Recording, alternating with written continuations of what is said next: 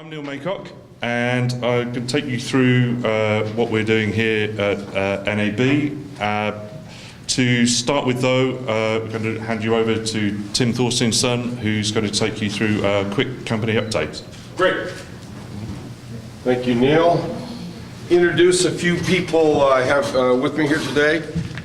Neil runs our playout business and our workflow business. Rob Rose here with us today. He runs our infrastructure and live production business. Saeed Bacho in the back of the room joined us this morning. He is our CMO and Chief Development Officer. Our CFO, Paul Horton, is here. Our Head of Human Resources, to make sure I don't do anything incorrect, is Matt York.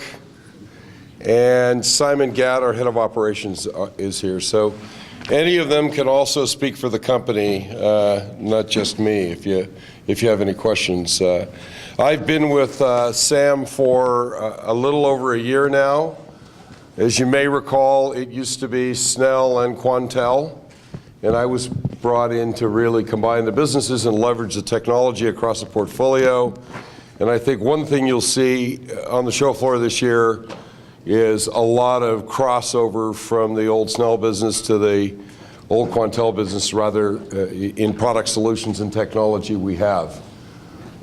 We've had a solid 4 quarters since I started. We've hit the targets we gave the investors, which is a good thing. And we returned the business to profitability at the end of last year. So that was a positive thing. We're profitable. I'm lucky because I have a group of investors in Lloyd's Development that is allowing us to spend on engineering. We added 20 engineers to R&D last year, and we're adding another 20 now. So we've really increased our R&D budget. We had a very strong quarter one. I'm not sure what it means. I joke with people that when you have I said to the board one time, I think we're going to have a soft quarter. The board said, why? And I said, because we just had a strong quarter. So it's a very cyclical industry, but we had a very strong Q1. Luckily, we're on a calendar quarter, but our business was up over 50% in the first quarter, which in my history is kind of unheard of. Wasn't one big order. We're expanding in several geographies, and we're starting to get traction there, but it was really strong.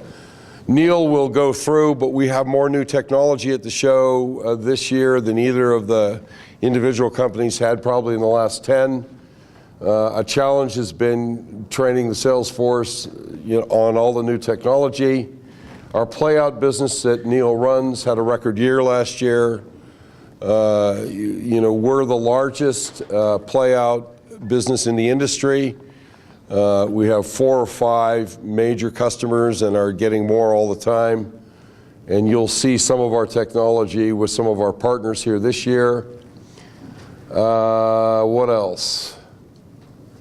I think I'll let Neil go into the products, and then I'll circle back and answer any questions you have. So Neil, it's all yours.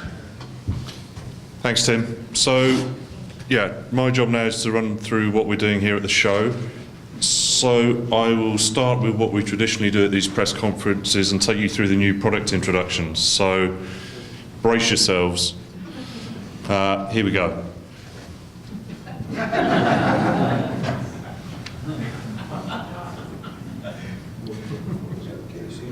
So that was a bit of a challenge for marketing coming into the show. So what we normally do is we do our 7 press releases on the 7 new product items, but obviously over the last year we're in a completely different place, so we've had to take a slightly different approach. And then in terms of finding out about those products, yeah, there was a little bit of collateral to produce as well to go with all the new product introductions. So all of this is available online and on the website if you want to research it. But joking aside, in the press packs that you get, what we've done is we've just done 4 major stories, and then all that product information we saw we're going to roll out over the coming weeks. We didn't want it all just to get lost in the craziness of NAB and the sheer volume of stuff that the press are being hit with. So we've got 4 stories. We've got a summary press release in there talking about predominantly what we're doing in 4K and IP, which are hot topics at the show. We are also got the release around the record performance in our playout business. We added something like 140 new systems in the last 12 months. We're introducing some new news packages. So it's a fairly limited press pack, but there's going to be lots following on the back of this, and there'll be a steady stream coming out from us.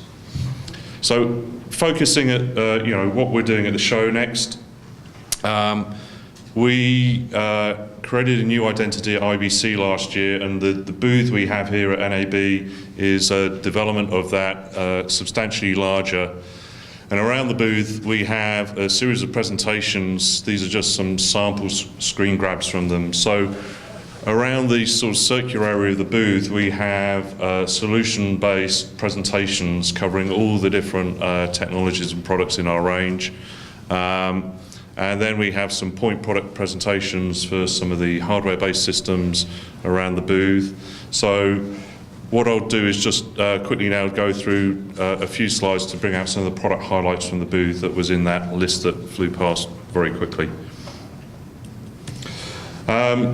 Obviously IP, it's a big topic here at the show. So we are announcing IP Edge, which is the technology family across our product portfolio for our implementation of IP in all those product ranges.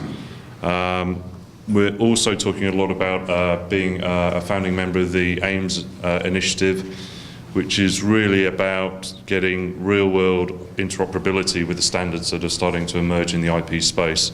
And we think that's really good, and it's been some interesting recent additions to the consortium just announced. So the key thing for us though with IP is the interoperability issue. That's why AIMS is so interesting. So for a while now you've been able to get IP solutions which interoperate if you buy everything from one vendor, which isn't very realistic.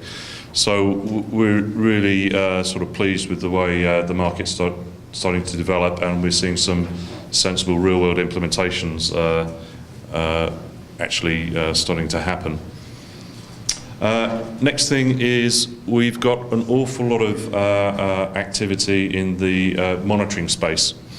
So we have been talking for some time about our media biometrics technology.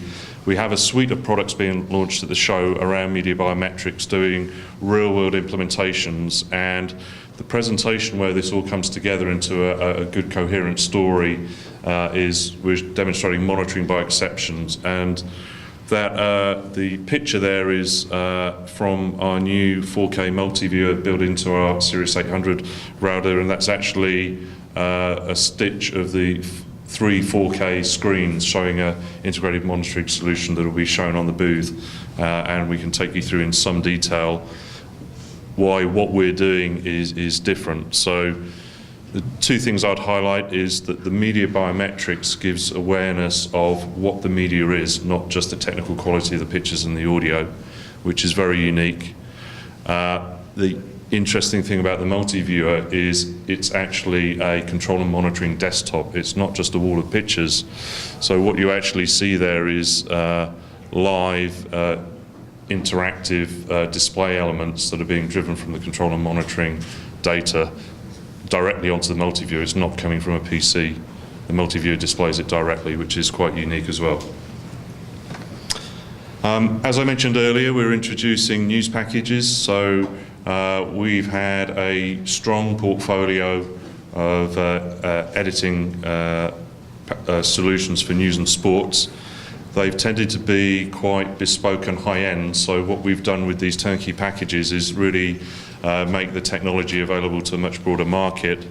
Some of the key elements in there is obviously the ability to publish to social media, so we're demonstrating that on the booth because news tends to break online far quicker than it breaks on the broadcast channels now. The ability to have news editing capability on mobile devices, so the right-hand picture there is showing the ability to actually edit content on a mobile phone. We also have a strong Adobe integration as well. So if one of the things often companies will want to use a product like Adobe for the familiarity if they want to get graduates out of school editing content. So we can provide all our highly optimized workflow through an Adobe user interface. So we're expecting a lot of interest around this integrated solution. A big part of our heritage is image processing, and I think the portfolio of products we have on the booth is quite staggering in terms of the capabilities that we're demonstrating in image processing, from traditional baseband video standards conversion all the way through to high-end software-based conversion products that are working in 4K, high dynamic range, and supporting systems like that. We're also demonstrating live 4K standards conversion, high quality standards conversion, which we believe is unique. In the colour and finishing space in the post-production market, our Quantel Rio product, we've got a major new introduction of that product. So a redesigned user interface, a lot more creative tools, and we're showing a lot of high dynamic range workflows there. And we're seeing interest in this, not just in the post market, but also in television production, as the broadcasters are starting to look at how they're going to edit and finish high dynamic range content for broadcast. On the playout side, we are talking about our software-defined channel. So this is a pure software data center hosted playout channel.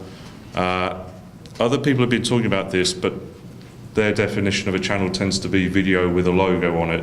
This is a fully featured broadcast channel with multi-channel audio, captioning, voiceovers, live sources, all working in a pure software data center hosted capability. We have this on our booth. It is also being shown on the Ericsson booth as well, where they have the system hosted in the UK and they're streaming a channel live from the UK onto the Ericsson booth. So that was just some highlights of the booth. There's more in the press pack, and please come and see it. The booth really brings it to life.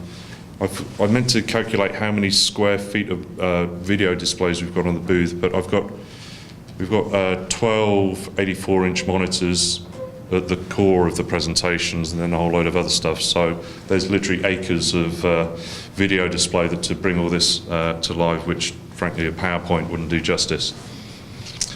So next I just wanted to quickly talk about social media. So we've been very focused as a business on what we're doing in terms of communicating on social media. At IBC, through our analysis, we trended as the most active company mentioned on social media, and we were in the top 10 subjects mentioned at IBC on social media. So we want to keep that pace going, and we're running a couple of campaigns here at NAB. The first one is hashtag I met Sam. So if anybody takes a selfie with our logo in and posts it with the hashtag I met Sam, because we monitor all the social media feeds, we'll automatically enter them into a competition, and we're giving a 4K GoPro away every day. The second one, I'm a little nervous about whether I'm going to get sued by Simon Cowell, but we're calling it the NAB factor. And this is a bit less serious, so we're doing little video clips on competitions each day where we're asking people to vote on social media of a NAB or Las Vegas themed topic. So the example here is to vote for your favourite cocktail by retweeting or liking the posts. But there'll be some, you'll have to tolerate a few seconds of a product pitch before you get to the fun piece. But yeah, I'm very interested to see how we trend on social media at this show. And then finally, just wanted to mention the Cooler product. So I mentioned at the outset, it's probably the single biggest introduction we have here at the show. So I've got a very short video I'm just going to play to tell you a little bit about Cooler.